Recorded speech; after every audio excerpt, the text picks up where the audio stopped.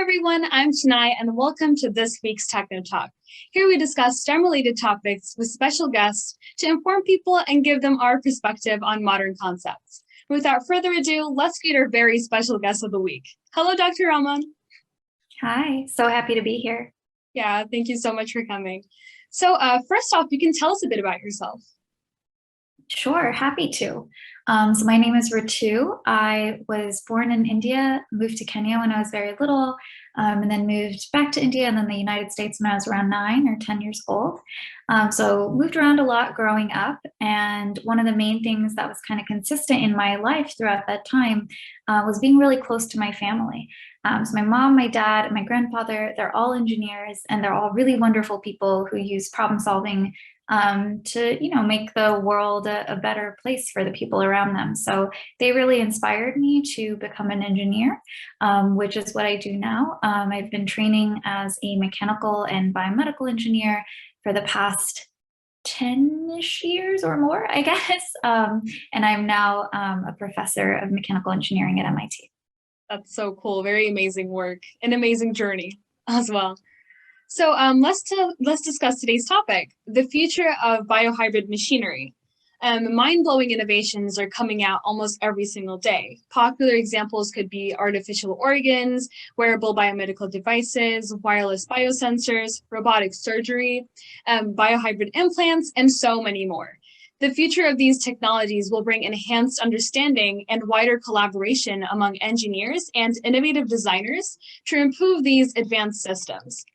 Today, we will talk about the fascinating branch of biohybrid systems. So to start with, can you mention your current researches at MIT, firstly? Sure. I think the best way to think about it is kind of considering how we all stereotypically might think about engineers, or specifically mechanical engineers. You might think of people who are building things like cars or robots, or phones, putting together lots of pieces of metal and other of those kind of materials that we're used to making machines. And that's certainly something that mechanical engineers did for a very long time. The kind of work that I do builds on that idea, but says, one of the kind of annoying things about the machines we've been building is that they don't really respond to their surroundings in any way. So I could pick up my phone and I could throw it at the wall or just drop it because I'm very clumsy and it would break, right? And then I would need to go buy a new phone and it would be very expensive and stressful. It would be, but if I fell off this chair right now and I scraped my skin or I broke a bone, then I would be able to heal from that damage. Yeah, respond. So that kind of makes me think, why aren't mechanical engineers building with biological materials and making machines using biological materials like living cells? So that's what I work on, this broad idea of thinking about whether we can build machines using living materials. And specifically, I look at whether we can build muscle. So muscle is what we use to sort of navigate and move around our world. And obviously many different, if you lose an arm or something, it's very difficult to adapt to your environment and have that kind of mobility that you did before. But also you could make a much better robot if it could move and walk around in the same way we do, because we're a lot less clumsy and awkward than many robots are. So I think about, how can we build muscle in the lab and then use it to either understand how to help people who have lost muscle through some disease or trauma, or use it to make robots that are better at navigating our world. Yeah, sounds really exciting. I see that all of it kind of involves critical work and a strong background as well. So I'm really fascinated by the work and I hope to see it in person one day when it's all in its glory. Okay. Yeah, that would be awesome. Yeah, definitely. So as a biohybrid designer working to create soft biohybrid implants, can you explain what is the ultimate goal of these systems? Yeah, I think the ultimate goal I always like to think about in terms of what is the quality of life that we can return to somebody who has lost it because of some disease or accident or physical trauma they've had. So for example, I gave the example of you might break, you might be in an accident and maybe you lose a large chunk of muscle in your arm that your body is not able to repair on its own. So what we can do is we can mix a bunch of cells and different proteins, maybe some polymers in the lab, and we can create something that looks and acts and behaves like muscle and uses your stem cells to make that muscle. And then we can take that implant and we can put it, where you've lost your large chunk of muscle in your arm and help it integrate with the surrounding muscle, integrate with the nerves in your spinal cord that are controlling that muscle, and hopefully return all of the mobility that you had before the damage. And I think that's really how I would think about it. Our goal is not to provide something, we often see things like prosthetic devices, and we've seen beautiful advances in that. But I don't think anyone would argue that any of those return the function that the person originally had or could have had if they had properly functioning biological muscle. And so our goal is to basically be able to return exactly the functionality that they would have had in a perfectly healthy muscle situation, and hope that that improves their quality of life. Yeah, and I also watched one of your clips, and you said that, for example, sugar for energy uses. And so it's kind of like this biologically mindset also.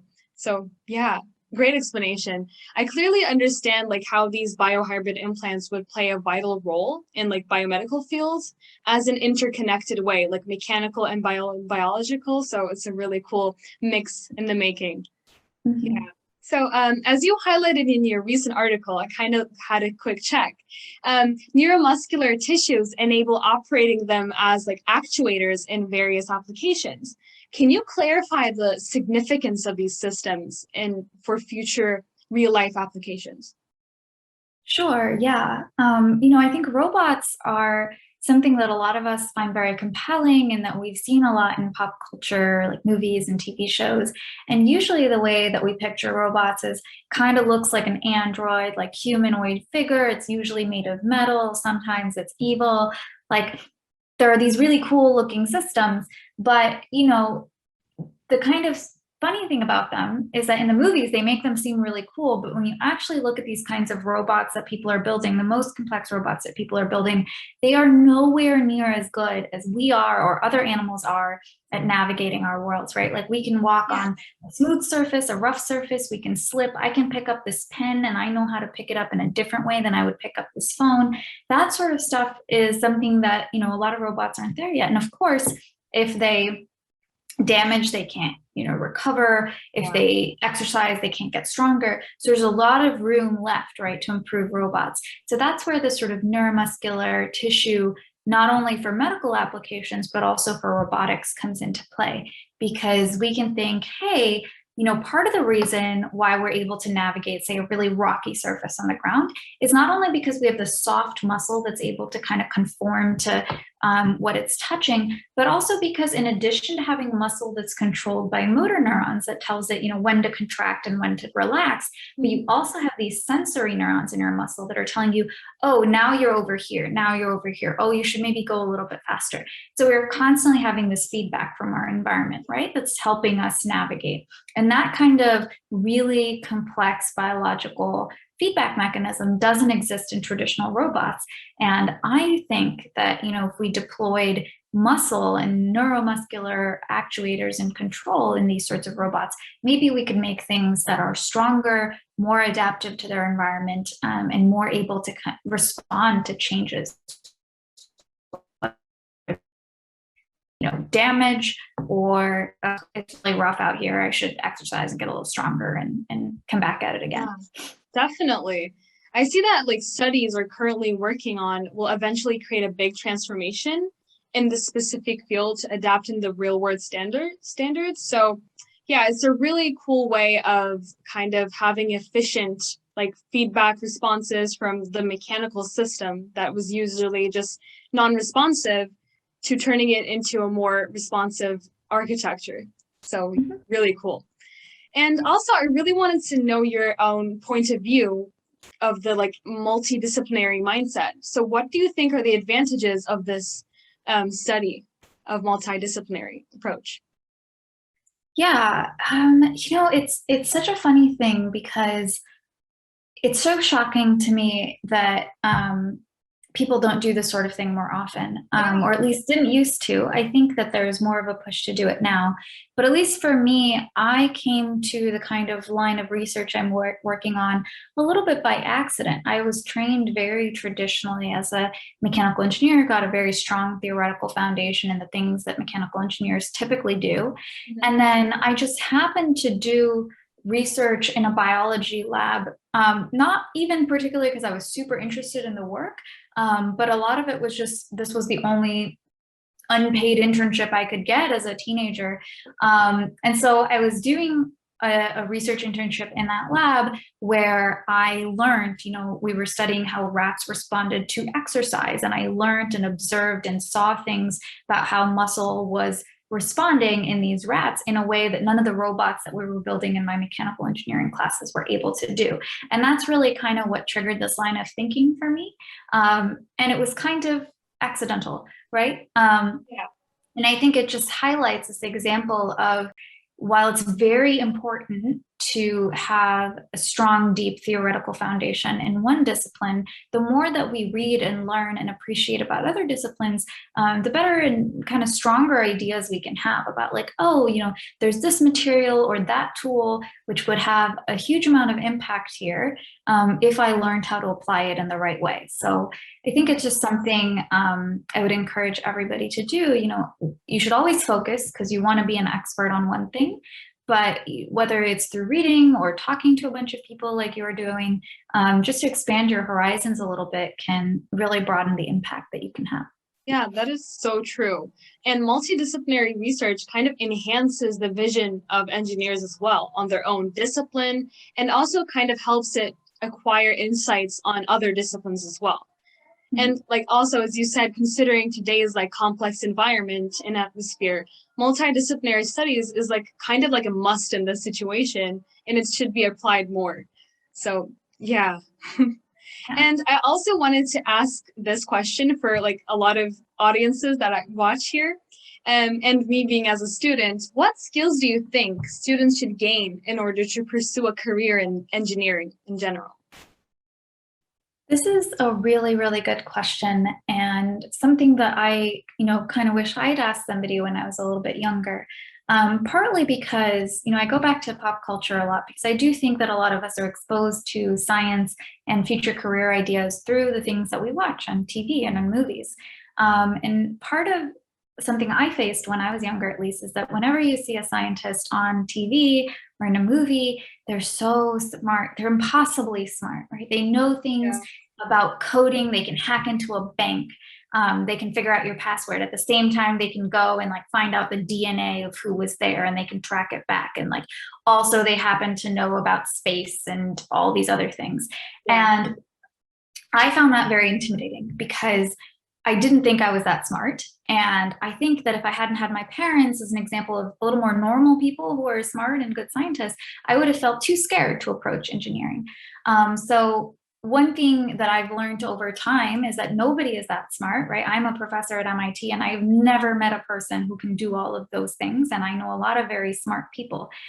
What I have met is what we just talked about, which is people who have a strong disciplinary focus in one thing. And then they also have a knowledge and appreciation for other things that they've read about, but they know I should go ask the biologist to help me answer this question, somebody who is an expert in that. So something I would advise young people who are considering engineering is to remember that science is not an innate talent. You don't need to feel like a genius or be a genius to be a great scientist. You just need to have an interest in figuring out how things work, an interest in solving problems, and then apply yourself. It's a learned skill. You can work hard, and it's really important to be a social person and a team player, so you recognize that your contribution is not the only one that's important. You need to work with a lot of different people to use engineering as a force for social change. Yeah, thank you for sharing your nice observations. And I watched somewhere that your family had a lot of engineering background, and you also mentioned it. And in this case, you have a lot of experience in that environment. So I totally believe that the skills you mentioned and advices would be helpful. And like thinking it as a non-intimidating, like everybody can do it if they have this stable, logical mindset, is definitely a good tip for everyone who's watching. So thank you so much. Well, that was another informative discussion. Thank you so much to Dr. Raman for joining us this week. And dear viewers, don't forget to keep up with our posts and additional events on our page, Technotalks and YouTube channel. And if you haven't watched last week's video, please go check it out. See you next week with another interesting tech topic. Bye. Thank you so much for coming.